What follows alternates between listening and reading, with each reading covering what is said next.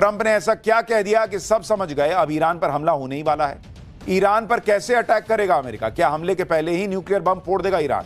अब इसके बारे में आपको बताता हूं। एक तरफ अमेरिका और ईरान जहां तक एक दूसरे पर बंदूकें तान कर बैठे हैं, वहीं दूसरी तरफ इन दोनों की बातचीत भी चल रही है। ओमान में हो रही मीटिंग पर पूरी दुनिया की नजर है, क्योंकि अगर यह बातचीत फेल हो गई तो आधे से ज्यादा दुनिया जल उठेगी। ईरान और अमेरिका को लेकर कहा जा रहा है कि अब अटैक हुआ कि तब अटैक हुआ, लेकिन जब यह सब चल रहा है तो पूरी दुनिया इस बात से भी चौंक रही है कि ईरान के साथ किस मुस्लिम देश ने महागद्दारी कर दी।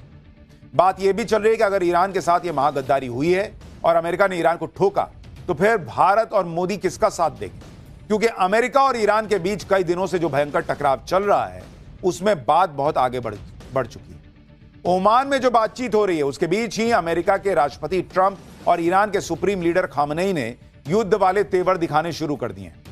एक तरफ अमेरिका ने अपने नागरिकों के लिए तुरंत ईरान से निकलने का फरमान जारी कर दिया है। ईरान की घेराबंदी के लिए अमेरिका ने उसके आसपास सैन्य तैनाती बढ़ा दी है।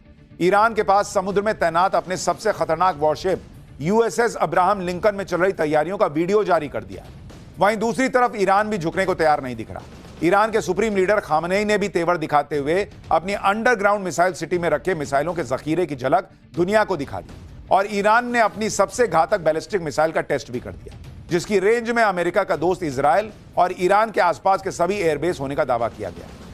यानी पर्दे के पीछे अमेरिका और ईरान दोनों युद्ध की तैयारी कर चुके हैं, जिसके बाद अटकलें तेज हो चुकी हैं कि क्या ट्रंप आज रात ही ईरान पर हमले का आदेश देंगे। सवाल यह भी उठ रहा है कि क्या हमले के पहले ही ईरान न्यूक्लियर बम फोड़ देगा। आज पाठशाला में अमेरिका और ईरान के बीच चल रही तनातनी की एक एक डिटेल आपको बताऊंगा। साथ ही ईरान के साथ किस मुस्लिम देश ने महागद्दारी की, यह भी आपके लिए लाया। इस वक्त हालात यह हैं कि एक तरफ अमेरिका और ईरान बातचीत की टेबल पर हैं, दूसरी तरफ दोनों देशों के हाथ ट्रिगर पर हैं।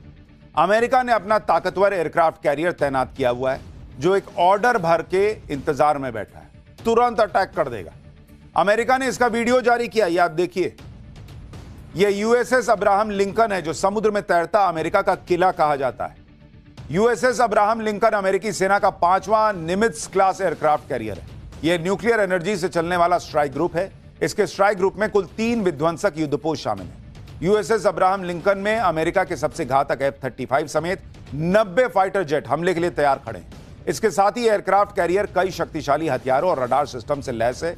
इस एयरक्राफ्ट कैरियर में 5000 से ज्यादा जवान तैनात हैं। 2 न्यूक्लियर रिएक्टर एयरक्राफ्ट कैरियर्स को लगभग असीमित रेंज देते हैं, जिससे यह बिना ईंधन भरे 20 साल से ज्यादा समय तक चल सकता है। यूएसएस अब्राहम लिंकन ही नहीं, अमेरिका ने ईरान की घेराबंदी के लिए उसके आसपास अपनी सैन्य तैनाती भी बढ़ा दी, जिसकी गवाही वहां से आई सैटेलाइट तस्वीरें दे रही हैं।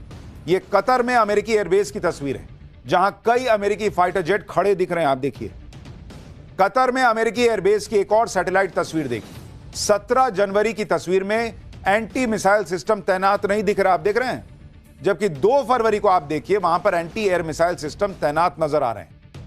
ईरान के आसपास इतने बड़े पैमाने पर अमेरिकी सेना और हथियारों के जमावड़े को एक्सपर्ट किसी भी वक्त शुरू होने वाले युद्ध की तैयारी मान रहे हैं। अमेरिका की ईरान पर अटैक की तैयारी पूरी है। अटैक किसी भी वक्त हो सकता है, और इसके बारे में संकेत तब मिल गए जब अमेरिका ने एक एडवाइजरी जारी की। इसमें अमेरिका ने अपने नागरिकों को तुरंत ईरान छोड़ने के लिए कह दिया। एडवाइजरी में कहा गया कि ईरान में सिक्योरिटी की टेंशन, सड़कों का बंद होना, पब्लिक ट्रांसपोर्ट में रुकावटें और इंटरनेट ब्लॉकेज जारी है। ईरान सरकार मोबाइल, लैंडलाइन और नेशनल इंटरनेट नेटवर्क तक लोगों की पहुंच सीमित कर रही है। ऐसे में अमेरिकी नागरिकों पर ईरान में सुरक्षा का खतरा बढ़ सकता है। उनके लिए अच्छा होगा कि वो किसी भी सूरत और किसी भी रास्ते से ईरान से निकल जाएं। आप ये भी देखिए कि इधर हमले की तैयारी, उधर बातचीत भी हो रही है। ईरान से बातचीत के लिए अमेरिका से ट्रंप के विशेष दूत स्टीव विटकॉफ और ट्रंप के दामाद जेड कुशनर ओमान की राजधानी मस्कट पहुंचे। वहीं ईरान से वहां के विदेश मंत्री अब्बास अरागची इस बातचीत के लिए पहुंचे। अमेरिका और ईरान के बीच डायरेक्ट बात नहीं हो रही, ओमान के जरिए बातचीत हो रही। लेकिन बातचीत के दौरान अमेरिका का रुख देखकर खामनेई के मंत्री ने भी कह दिया, ईरान झुकने वाला नहीं है और किसी भी उकसावे वाली कार्रवाई का मुंह तोड़ जवाब देगा। आप देख रहे हैं किस तरीके से तनातनी बनी हुई है, ऐसे में क्या ही बातचीत होगी। आप यह भी देखिए कि जो खामनेई मिडिल ईस्ट के मुस्लिम देशों के भरोसे अमेरिका को टक्कर देने की सोच रहे थे, उनमें से ही कुछ मुस्लिम देशों ने ईरान के साथ डबल गेम कर दिया। एक तरफ सऊदी अरब के प्रिंस मोहम्मद बिन सलमान खुले तौर पर ईरान की संप्रभुता के सम्मान की बात कर रहे थे, ईरान पर किसी भी तरह की सैन्य कार्रवाई का विरोध करते रहे। लेकिन वही मीडिया रिपोर्ट्स में दावा किया जा रहा है कि उनके भाई और सऊदी अरब के रक्षा मंत्री प्रिंस खालिद बिन सलमान अमेरिका के साथ सीक्रेट मीटिंग कर रहे हैं। मीडिया रिपोर्ट्स के मुताबिक इस सीक्रेट मीटिंग में प्रिंस खालिद बिन सलमान ने कहा कि अगर अमेरिका ईरान पर हमला नहीं करेगा तो ईरानी शासन और मजबूत होकर उभरेगा। रिपोर्ट के मुताबिक प्रिंस खालिद बिन सलमान ने अमेरिकी अधिकारियों से कहा कि ट्रंप अगर लगातार हमले की धमकी देने के बाद पीछे हटते हैं तो इससे ईरान को सीधा फायदा हो जाएगा, क्योंकि ईरान इसे अपनी जीत मान लेगा। यानी सऊदी अरब ऊपर ऊपर तो ईरान के साथ दिख रहा है और पीछे से अमेरिका को पिन मार रहा है कि मारो ना जी, बैठे काहे हो। सऊदी अरब के रक्षा मंत्री सीधे सीधे अमेरिका को ईरान पर हमले के लिए पंप कर रहे हैं। कहां गया मुस्लिम भाईचारा भाई। सऊदी अरब ही नहीं, जॉर्डन पर भी ईरान को धोखा देने के आरोप लग रहे हैं। जो जॉर्डन कुछ दिन पहले तक कह रहा था कि वो ईरान के खिलाफ किसी देश को अपने मिलिट्री बेस का इस्तेमाल नहीं करने देगा, उसी जॉर्डन से आई सैटेलाइट तस्वीरें कुछ अलग ही कहानी बता रही। इन तस्वीरों ने मिडिल ईस्ट के मुस्लिम देशों में हलचल मचा दी। सैटेलाइट तस्वीर में जॉर्डन के एक एयरबेस पर अमेरिका के 12 F-15 फाइटर जेट खड़े नजर आ रहे हैं। इसके अलावा एयरबेस पर अमेरिका के अटैक एयरक्राफ्ट A-10C थंडरबोल्ट भी खड़े दिख रहे हैं। दावा किया जा रहा है कि अमेरिका ये फाइटर जेट जॉर्डन के मुवाफाक साल्टी एयरबेस पर तैनात किए गए। अमेरिका की घेराबंदी के बीच ईरान ने भी साफ कर दिया है कि वो झुकेगा नहीं। ओमान में अमेरिका से होने वाली बातचीत से ठीक पहले खामनेई ने ईरान की सबसे एडवांस्ड और लंबी दूरी की घातक बैलिस्टिक मिसाइल का टेस्ट करके अपने तेवर दिखा दिए। ईरान का दावा है कि उसकी खुर्रम शहर 4 हाइपरसोनिक मिसाइल की रेंज में पूरा इजराइल और ईरान के आसपास के देशों में बने अमेरिकी एयरबेस है। मतलब वो अलग धमका रहा है कि भाई सबको निपटा दूंगा मैं। ईरान ने अपनी अंडरग्राउंड मिसाइल सिटी में खुर्रम शहर 4 मिसाइल को तैनात करने का दावा भी किया है। ईरान ने उस अंडरग्राउंड मिसाइल सिटी का वीडियो भी शेयर किया है जहां खुर्रम शहर 4 मिसाइल तैनात की गई। इस मिसाइल सिटी के अंदर बड़ी संख्या में मिसाइल और सुसाइड ड्रोन स्टोर किए गए।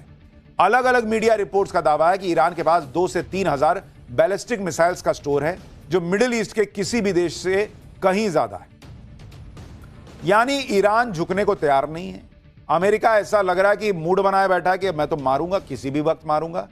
और अगर यही तनातनी चली, बातचीत से रास्ता नहीं निकला, जिसके चांसेस बहुत कम है कि निकलेगा, तो भैया नया कांड शुरू होने वाला है। पाठशाला में अगला चैप्टर। कोरियन गेम के चक्कर में 3 बच्चियों ने सुसाइड किया, या कहानी कुछ और ही निकल कर आ रही है। पुलिस की जांच में क्या ट्विस्ट आ गया है। सुसाइड करने वाली लड़कियों के 2 मोबाइल में ऐसा क्या राज है जो सामने आना बहुत जरूरी है। अब इसका चैप्टर। गाजियाबाद में जिस तरह से 3 सगी बहनों ने एक साथ सुसाइड किया, वो लोगों को अब तक हैरान कर रहा है, क्योंकि ये बहुत ही चौंकाने वाला है कि एक साथ 3-3 बच्चे सुसाइड कर लें, वो भी एक कोरियन गेम के चक्कर में। लेकिन इस केस में ऐसे ऐसे राज हैं जो अभी खुलने बाकी हैं बॉस।